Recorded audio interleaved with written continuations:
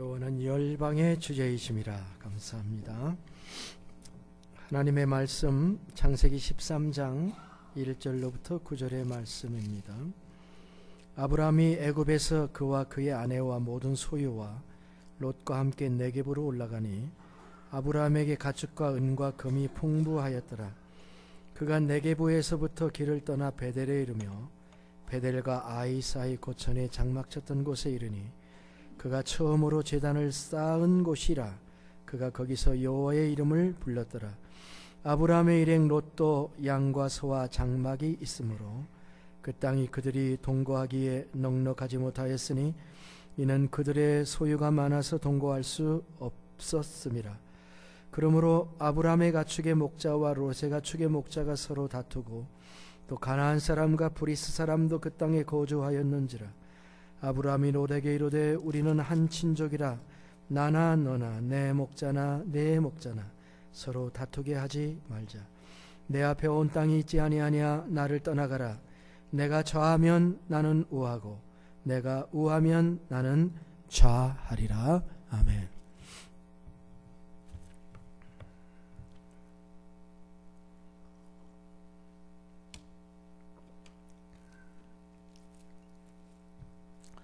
오늘의 말씀은 아브라함의 위기 제2라운드입니다.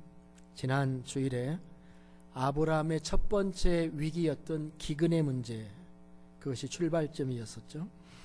그는 기근을 당했을 때에 애굽에 내려가는 것으로 전략을 세웠지만 그 결과는 참담한 것이었습니다. 그러나 그럼에도 불구하고 그는 이 사건을 통해서 많은 것을 배웠을 것입니다. 그런데 하나의 파도가 지나가면 다른 파도가 몰아쳐 오듯이 아브라함에게 다른 종류의 위기가 찾아왔습니다.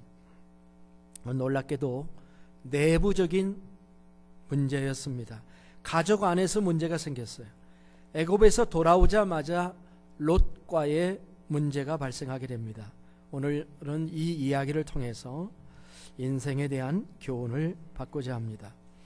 우리는 돌아오고 있는 아브라함의 모습을 볼 수가 있습니다. 오늘 말씀에 보면은 몇 개의 지명들이 나옵니다. 그 지명들은 그들의 여정을 그려주고 있는 거죠. 애굽, 그 다음에 네겝이라고 하는 말이 나오고 베델이라는 지명이 등장합니다. 이 길은 애굽에서 베델에 이르는 이 길은 그렇게 짧은 길은 아닙니다. 이집트에서 예루살렘까지만 하더라도 432마일이나 되고 예루살렘에서 베델까지 하면은 10.5마일 거리니까 442마일 정도나 되는 그런 먼 거리죠. 지역과 도로의 형편에 따라서 차이는 좀 있지만 일반적으로 걸어서 하루에 갈 수 있는 거리가 얼마나 된다고 생각하십니까, 여러분? 한 사람이 하루에 걸어서 갈 수 있는 거리 보통 20마일을 따집니다. 20마일.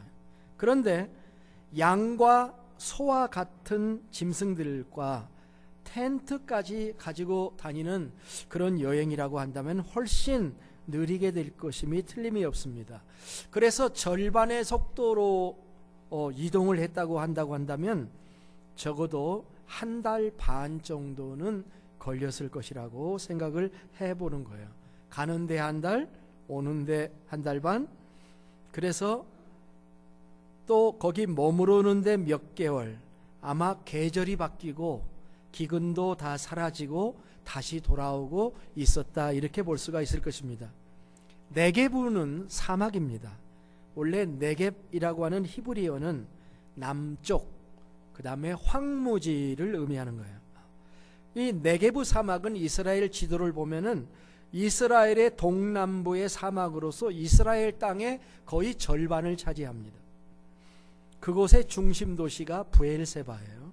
아마 아브라함은 이 브엘세바를 거쳐서 왔을 거라고 생각합니다. 그래서 베델에까지 옮겨갔을 것입니다. 오랜만에 가나안 땅으로 돌아왔습니다.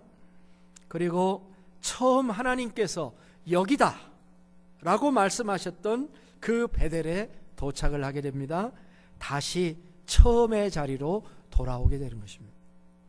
이것을 회복이라 이렇게 얘기를 합니다. 우리의 믿음이 어떤 때는 길을 잃어요. 그래서 처음 자리로 돌아오는 것을 회복이라고 하는 거예요. 4절은 이렇게 이야기를 합니다. 그가 처음으로 제단을 쌓아온 곳이라 그가 거기서 여호와의 이름을 불렀더라.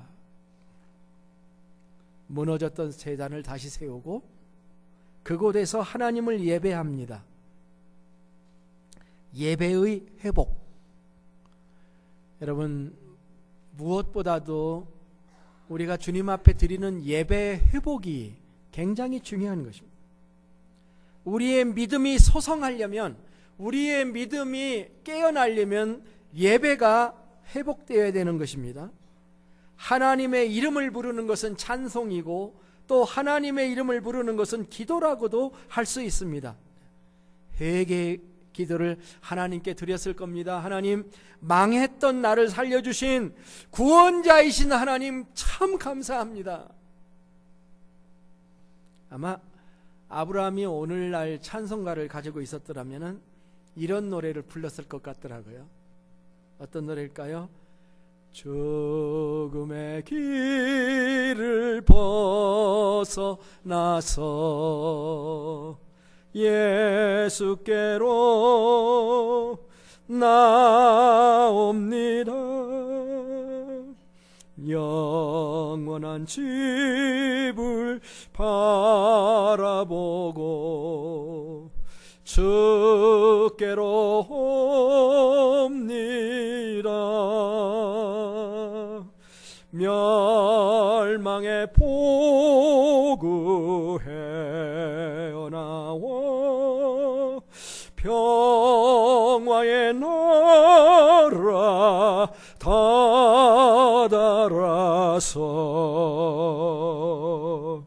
영광의 주를 배우려고 주께로 옵니다. 아름다운 마무리입니다. 아름다운 마무리. 그런데 이 아름다운 마무리 후에 문제가 발생했습니다. 그것은 아브라함의 종과 롯의 종들이 싸움을 했습니다. 이 싸움의 발단은 물질적인 풍요에서부터 시작이 되었습니다. 아브라함이 애굽에서 많은 재산을 얻어가지고 돌아온 것이 문제가 되었다는 것, 이게 참 흥미롭습니다. 2절에서 이렇게 기록하고 있습니다. 애굽에서 나오는 아브라함의 그 부에 대해서 이렇게 설명해요. 아브라함에게 가축과 은과 금이 풍부하더라. 어쩌면 이것은 아브라함의 애굽 생활에 대한 결론이기도 하고 재정 보고서, 재산 목록 보고서라고 할 수가 있겠습니다. 그가 어떻게 이런 부를 애굽에 가서 얻을 수 있었는지요? 가장 가능성이 있는 것은 바로에게서 얻은 정당치 못한 돈, 검은 돈이라고 불러보겠습니다. 검은 돈으로부터 시작된 것이라고 생각할 수가 있습니다. 왜냐하면 창세기 12장 16절에서 뭐라고 얘기했냐면 바로에게서 받은 리스트가 나오는데 양과 소와 노비와 암수 나귀와 낙타를 얻었고 라고 기록을 하고 있습니다. 단수, 복수에 대한 개념이 한글 성경은 없잖아요. 그래서 근데 영어 성경에 보면은 잘 설명이 되어 있어요. 양과 소, 이것은 단수로 설명되어 있고 암소와 나귀와 암수 나귀와 남녀 종들과 낙타, 이 모든 것은 다 복수로 설명이 기록이 되어 있습니다. 은과 금에 대한 얘기는 없는데 그는 어디서 많은 은과 금을 얻었을까? 어떤 주석가들은 상상력을 동원해서 아마 유대인이잖아요, 그죠? 그들은 애굽에 가서도 머물러 있는 동안에 장사를 해서 돈을 벌었을 가능성도 있다, 그렇게 보기도 합니다. 물론 우리는 잘 알 수가 없습니다, 그 과정을. 그러나 이 이야기에서 우리가 배울 수 있는 것은 뭐냐면은 가끔 풍요한 것이 분쟁으로 발전한다라고 하는 사실이에요. 가난할 때 아주 평화롭게 서로 사랑하는 사람들이 돈이 생기고 나면, 부를 얻게 되면 서로 분열하게 되는 것이 세상의 진면목입니다. 아브라함이 부를 얻자 조카 롯과의 문제가 발생한 거예요. 우리는 아브라함이 자기만 부를 얻은 게 아니라 조카 롯에게 자기 재산을 이룰 수 있도록 해준 것을 알 수가 있습니다. 아마도 롯은 아버지가 일찍 사망한 후에 아버지의 재산을 가지고 큰아버지인 아브라함에게 합류한 것일 수도 있죠. 일종의 롯은 시드머니가 있었을 수도 있습니다. 그렇다 하더라도 그가 자기의 기업을 이룰 수 있었던 것은 아브라함의 도움이었을 겁니다. 이것은 그냥 그럴 수 있겠지, 당연히 그렇게 해야 되는 거겠지라고 생각할 수 있지만, 야곱과 나중에 나올 야곱과 비교를 해보면은 이것이 얼마나 아름다운 일인가 하는 것을 알 수 있습니다. 아시는 바대로 야곱은 후에 외삼촌 라반의 집에서 자기의 기업을 만드는 것이 얼마나 어렵다고 하는 것을 비교해 볼 때, 아브라함이 조카 롯이 부를 이룰 수 있게 만들어 준 거야말로 은혜로운 것이다, 이렇게 말할 수가 있겠습니다. 아브라함의 호의적인 배려가 없었다고 한다면 롯은 자기 기업을 이루지 못했을 겁니다. 그런데 사건의 발단은 가나안으로 돌아와서 시작이 됐습니다. 5절 6절에 이렇게 설명됐습니다. 아브라함의 일행 롯도 양과 소와 장막이 있으므로 그 땅이 그들이 동거하기에 넉넉하지 못하였으니 이는 그들의 소유가 많아서 동거할 수 없었음이라. 아브라함만 소유가 많은 게 아니라 롯도 많았다는 거예요. 놀랍게도 분쟁의 원인은 양쪽 집안의 발전에 있었던 거죠. 부를 쌓은 것에 문제가 있었습니다. 전에도 이들이 여기 살았었잖아요. 그런데도 불구하고 그때는 아무런 문제가 없었는데, 이제는 부자가 되고 보니까 서로 경쟁 관계가 되었다라는 얘기입니다. 이런 문제를 해결하려면 롯이 자기의 종들을 잘 가르쳤어야 됩니다. 다스렸어야 돼요. 롯은 자기의 종들을 제대로 다스리지를 못했습니다. 못한 것인지 안 한 것인지도 알 수가 없어요. 종들끼리 싸우는 현상이 벌어지게 된 것입니다. 서로 화목해야 할 팀들인데 서로 경쟁 관계에 들어가서 있었고, 롯도 그것을 막는 아무런 조치도 취하지 않고 있었던 것으로 봅니다. 우리는 이런 생각도 할 수 있어요. 작은아버지에 대해서 생각이 좀 변한 게 아닌가. 이번에 애굽에서 내려가서 진행되는 모든 일을 다 봤는데 그 일로 인해서 작은아버지에 대한 존경심이 사라진 것이 아닌가 하는 생각도 할 수가 있겠습니다. 이런 생각의 변화들이 결국 분쟁으로 나타나게 되었지 않았겠나, 이런 생각을 합니다. 이런 일련의 사건들이 그냥 방치되면 큰 문제로 확대될 것입니다. 이때 아브라함이 이것을 매우 중요하게 생각하고 문제를 해결해야 되겠다, 이렇게 생각하고 이 문제를 풀어나가게 됩니다. 오늘 말씀은 우리들에게 아브라함이 어떻게 이 분쟁의 문제를 해결했는가 하는 얘기를 하고 있는 겁니다. 성경이 지금 아브라함이 BC 2000년 사람이니까 4000년 전 사람이잖아요. 4000년 전 이야기인데도 오늘 많은 사람들에게도 사랑을 받는 이유가 뭘까요? 이런 삶의 구체적인 문제에 대해서 지혜를 주고 있기 때문인 것이거든요. 오늘 말씀을 보면은 옛날이나 지금이나 인간들의 문제는 어떻게 보면 다 똑같다 하는 것을 볼 수가 있습니다. 오늘날에도 형제 간의 문제가 발생하지 않습니까?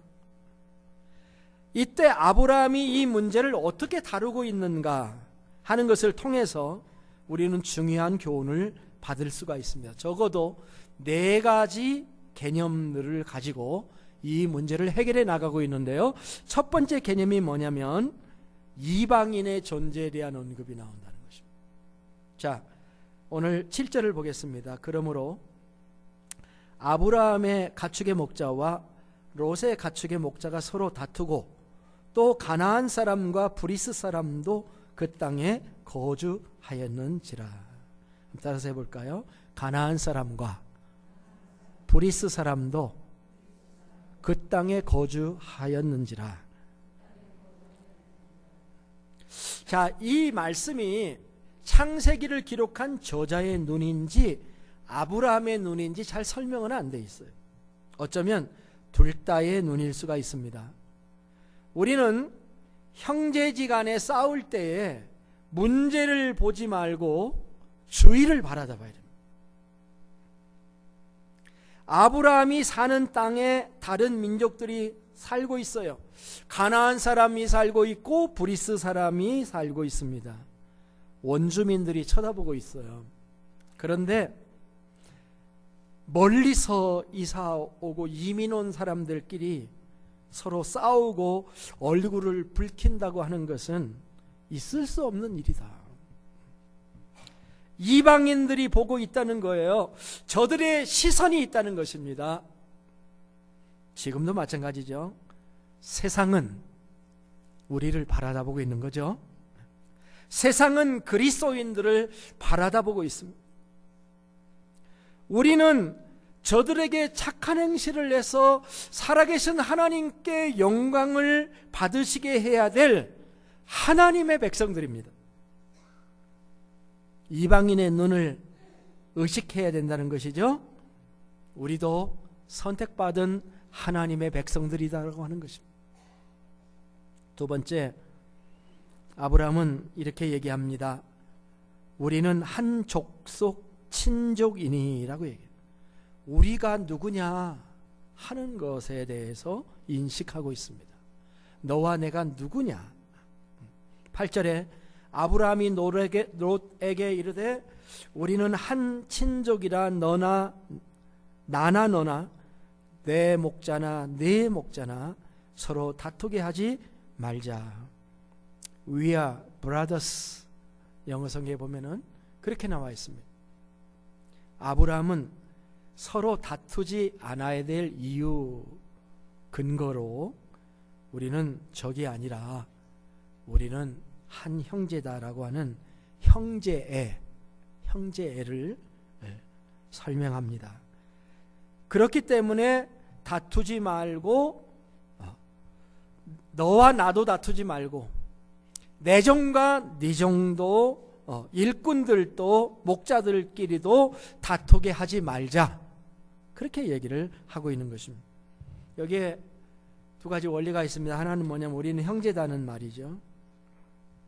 형제지만 격은 좀 틀리죠, 그죠? 아브라함은 누굽니까? 롯은 누굽니까? 롯은 아브라함에게는 큰아버지잖아요. 큰아버지. 큰아버지나 삼촌이나 같은 말이에요.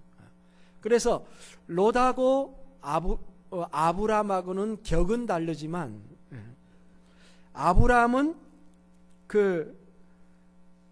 그렇게 얘기를 해서 하나는 족하고 하나는 아버지 떼에 있는 사람인데 내가 너보다 내가 네 아버지 뻘이다 이걸로 나간 게 아니고 한 피를 나눈 종족이라는 개념을 얘기를 하는 거예요. 관계 설정이 항상 중요합니다. 누구냐?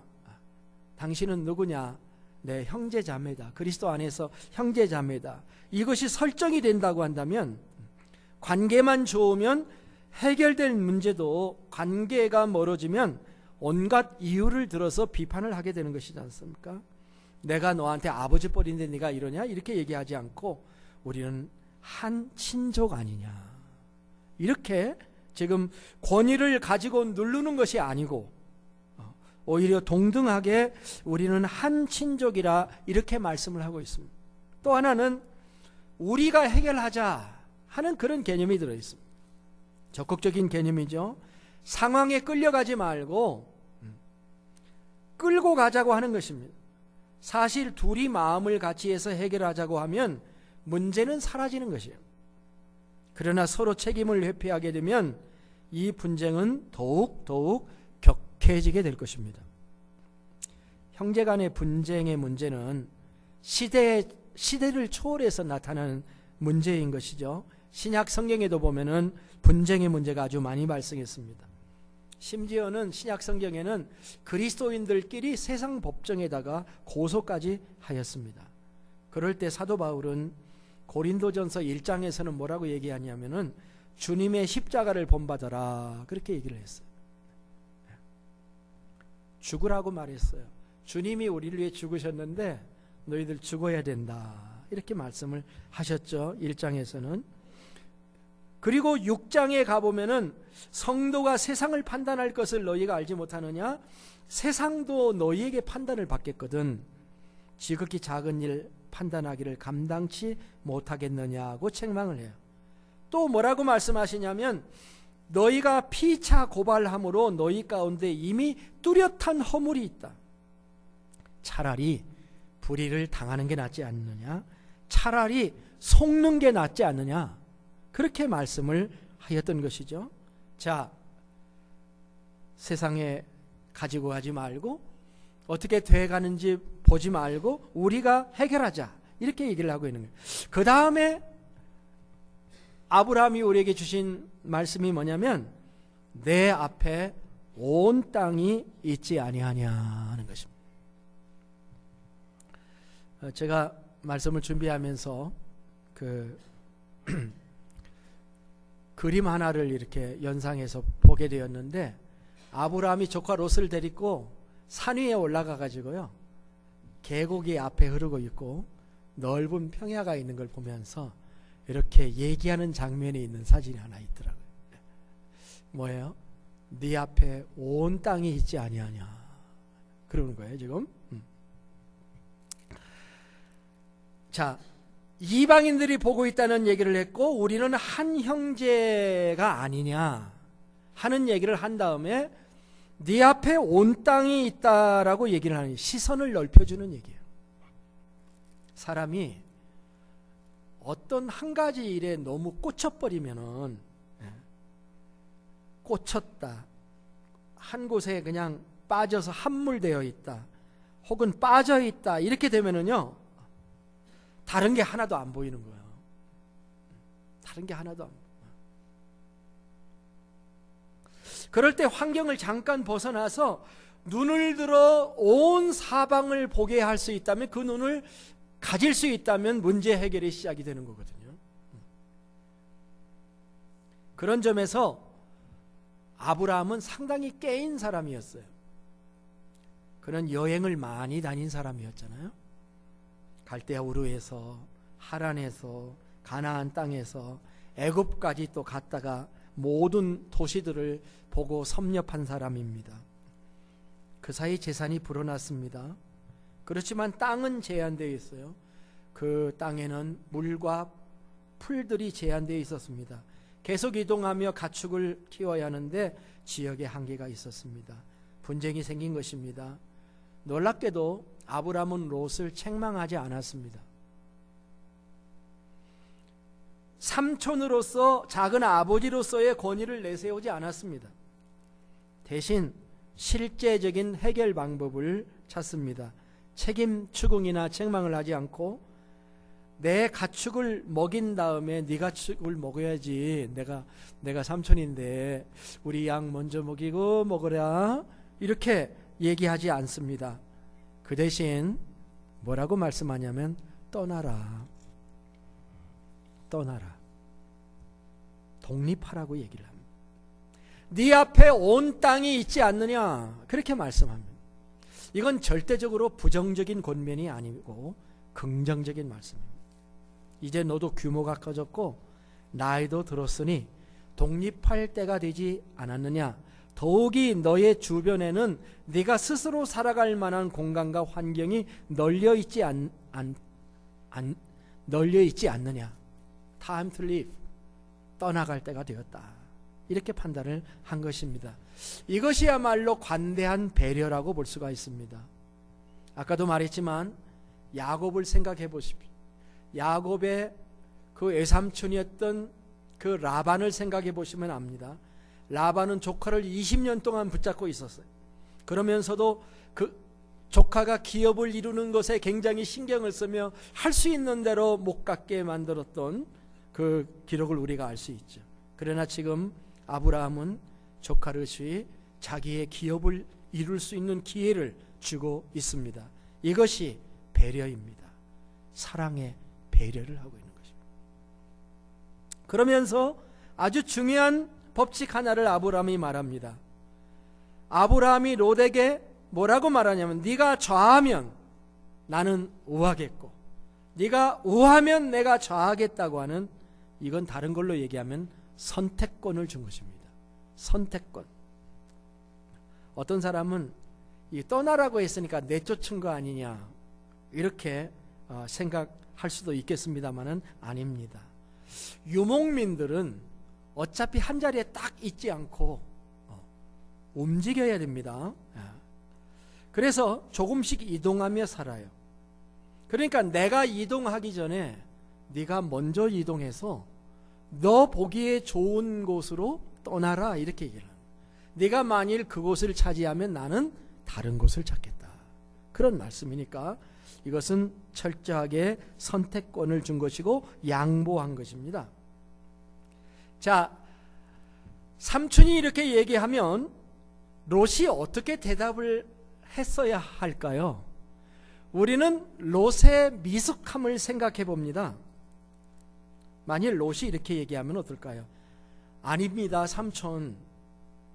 그동안 나를 키우시고 보호해 주신 분이 삼촌이신데 삼촌이 먼저 정하시면 제가 다른 곳으로 가겠습니다 라고 롯이 이야기를 했다면 어떨까요? 그렇지만 그렇게 못하죠. 왜냐하면 양보라고 하는 것은 큰 사람이 하는 겁니다. 한번 따라서 해볼까요? 양보는 큰 사람이 한다. 새 가슴 갖고는 안 된다 이게. 양보는 큰 사람이 하는 거예요. 많은 사람들이 좋은 자리를 선점하고 싶어 합니다. 그러나 성숙한 사람들은 그 자리를 다른 사람에게 양보합니다. 그렇게 하면 손해 볼 수도 있습니다. 그러나 놀라운 것은 하나님께서는 이 모든 것을 보고 계시다고 하는 거예요.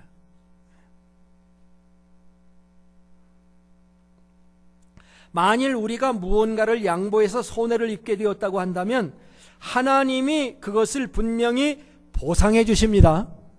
이 땅에서 보상이 없다면 하나님의 나라에 가서 반드시 갚아 주실 것입니다.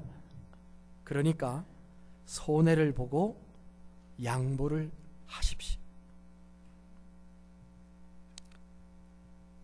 옛날 동대문에서 일하는 지게꾼들이 이런 명언을 했답니다. 누가 명언을 했다고요? 지게꾼들이. 뭐라고 명언을 했냐면 지는 것이 이기는 것이다.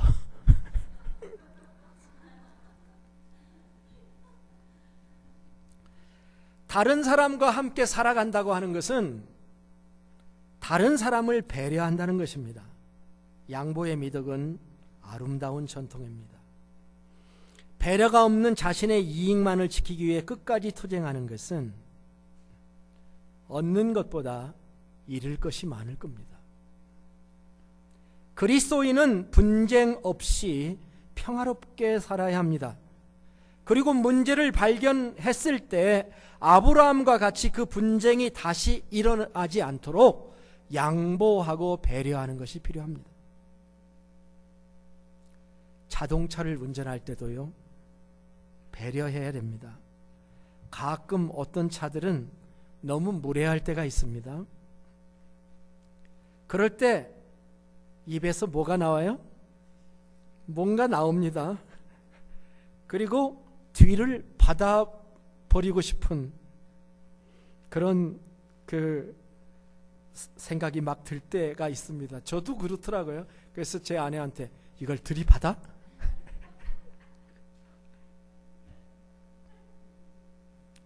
그러나 우리는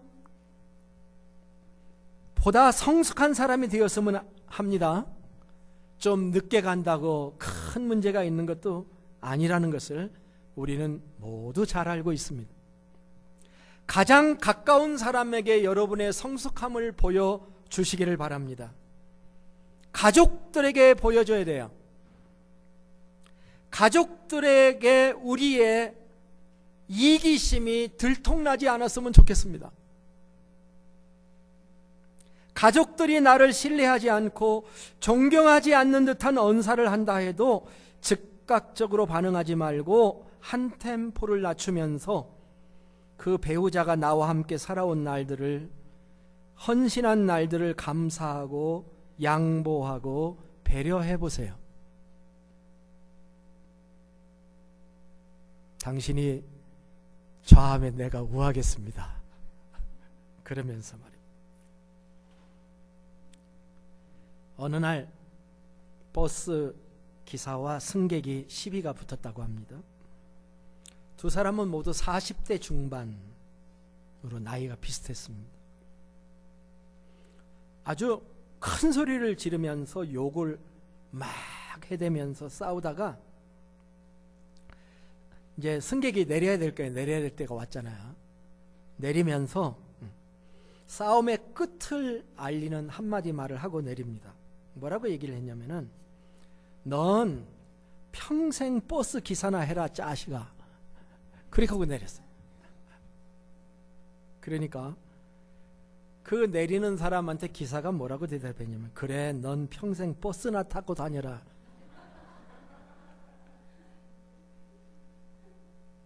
짜샤.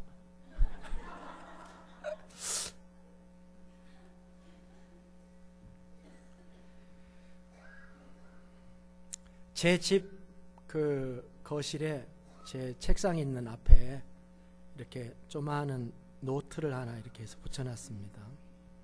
그 노트가 뭐냐면 이렇게 써 있어요. 저희 집에 오신 분들은 발견할 텐데 이렇게 써놨습니다. 내 청춘 돌리도. 이런 그 한마디 말을 이렇게 붙여놨습니다. 청춘은 못 돌려줘도 사랑은 돌려줄 수가 있습니다. 감정이 격돌할 때에 감정으로 대응하지 말고 당신이 좌하면 내가 우하리라고 생각하면서 기다리십시오. 그러면 반드시 하나님께서 개입해 주실 것입니다. 우리는 이어지는 말씀에서 곧 그것을 보게 될 것입니다. 양보한 사람과 먼저 선택한 사람의 결말이 어떻게 될 것인가 하는 것을 우리는 곧 보게 될 것입니다. 이것이 성경이 우리에게 주시는 강력한 메시지입니다. 여러분, 말씀을 맺으면서 질문 하나 합니다. 물질적으로 풍요하기를 원하십니까? 그것을 원하기 전에 하나 생각해야 될 것은 거기서부터 분쟁이 시작될 수가 있다는 사실입니다. 복권 당첨된 패밀리가 둘이 잘 살아갈 확률이 매우 적습니다. 사도 바울은 디모데전서 6장 7절부터 12절에서 이렇게 얘기를 했어요. 우리가 세상에 아무것도 가지고 온 것이 없음에, 그렇죠? 여러분 올 때 다 빈손으로 왔지 않습니까? 또한 아무것도 가지고 가지 못하리니, 여러분이 가지고 있는 거 아무것도 가져갈 수가 없어요. 우리가 먹을 것과 입을 것이 있은즉 족한 줄로 알 것이니라. 부하려 하는 자들은 시험과 올무와 여러 가지 어리석고 해로운 욕심에 떨어지나니 곧 사람으로 파멸과 멸망에 빠지게 하는 것이라.